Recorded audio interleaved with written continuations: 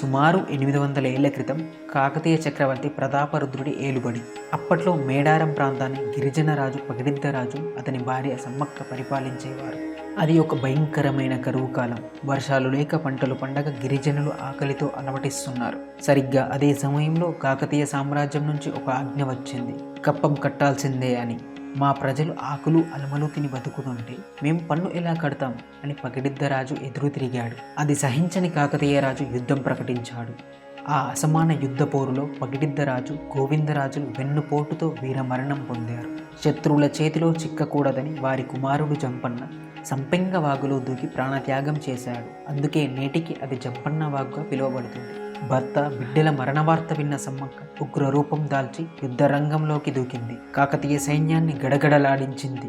కానీ చివరకు శత్రువుల దొంగ దెబ్బకు గాయపడి రక్తపు దారులతో చిలకల గుట్ట వైపు వెళ్ళి అదృశ్యమైంది. వెతకగా అక్కడ ఒక కుంకుమబరిణి రూపంలో అమ్మవారు దర్శనమిచ్చారు. ఇది మనకు తెలిసిన కథ. కానీ మేడారం ఆలయ పెద్దలు అక్కడి గిరిజన సంప్రదాయాల ప్రకారం కాకతీయ చరిత్రలో ఎక్కడా కూడా సమ్మక్క యుద్ధం జరిగినట్లు ఆధారాలు లేవు. మరి వారు చెబుతున్న అసలు సిసలైన రెండో కథ ఏంటో చూద్దాం.